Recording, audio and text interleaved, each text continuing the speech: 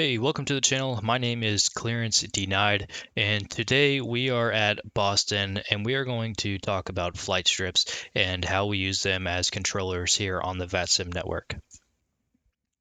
So when you as a pilot have your flight plan ready to pre-file and you hit send, it will be sent to TDLS, the Terminal Data Link System. So if you look here, Delta 5611 has filed a flight plan. So decoding this, it shows their call sign, their squawk number that they're going to be given,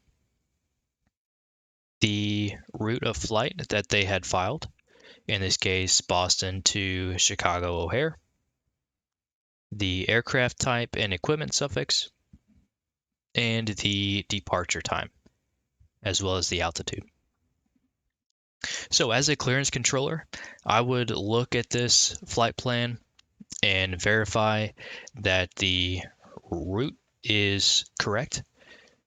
I would look at the equipment suffix to make sure it is also correct, and the altitude is filed correctly for direction of flight.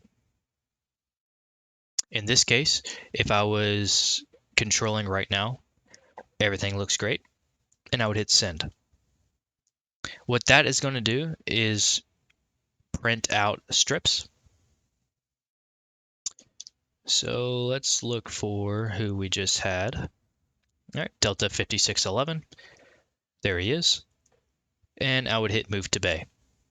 Once I hit move to bay, it would move into my strip bay column. Okay. In this case, the controller just did that. Fantastic. So everything that's on this strip is the same information from TDLS. However, it's laid out just a little different. One thing that it did not show on that particular aircraft was the alphabet behind the aircraft type. And the alphabet that you see is the wake category of that aircraft. If it is Alpha through Delta, it's notified as a heavy aircraft. Okay. For example, American 2760 would be said as American 2760 Heavy.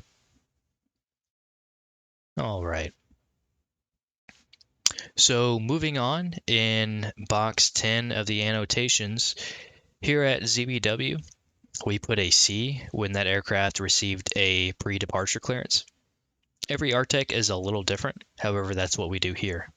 If we were to give that aircraft a voice clearance, we would put Bravo. All right, next in the number 12 box, we would put, let's use this example here.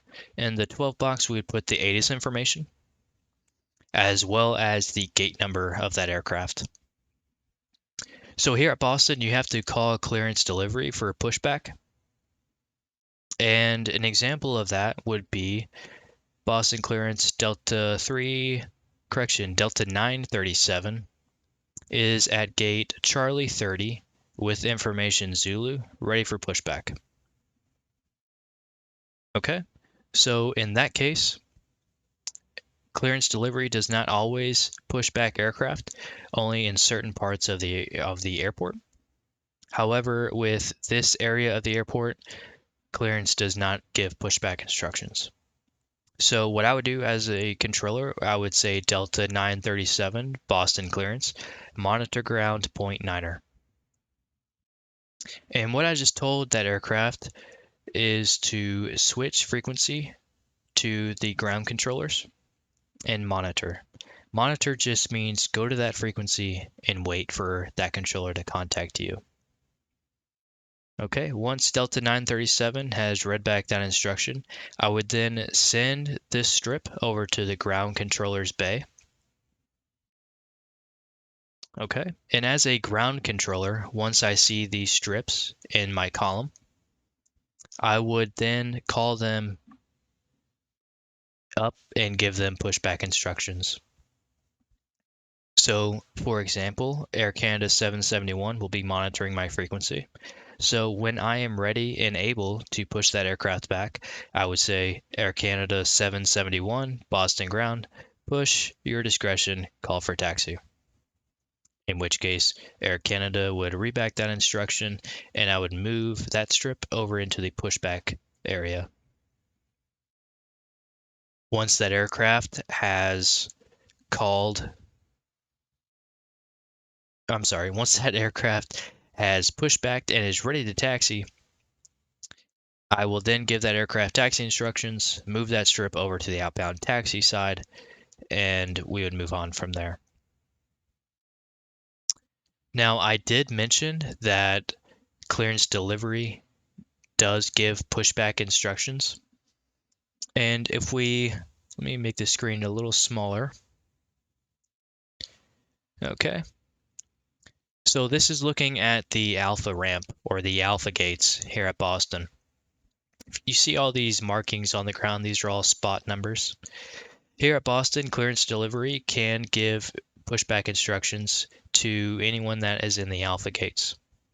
And that would typically sound as follows. Jazz 695 Boston clearance. Push into the ramp, your discretion. Proceed to spot 7. At spot 7, contact ground point 9er. In which case, that aircraft would reback that instruction, would push back, and proceed to the spot 7 number, which this aircraft has. Alrighty.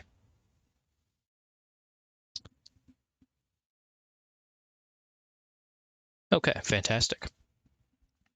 All right, so once that aircraft gets to the end of my control, I would then switch that aircraft over to local control or tower control. For example, Air Canada 755, monitor tower 128.8. All right, so once Air Canada reads back that instruction, I would then move that strip over to Locals Bay or Towers Bay. In this case, Southwest 9378 was the last aircraft that was shipped over to Towers frequency. All right, this was just a quick introduction to flight strips and how we use them. Thanks for tuning in and hope you guys enjoy.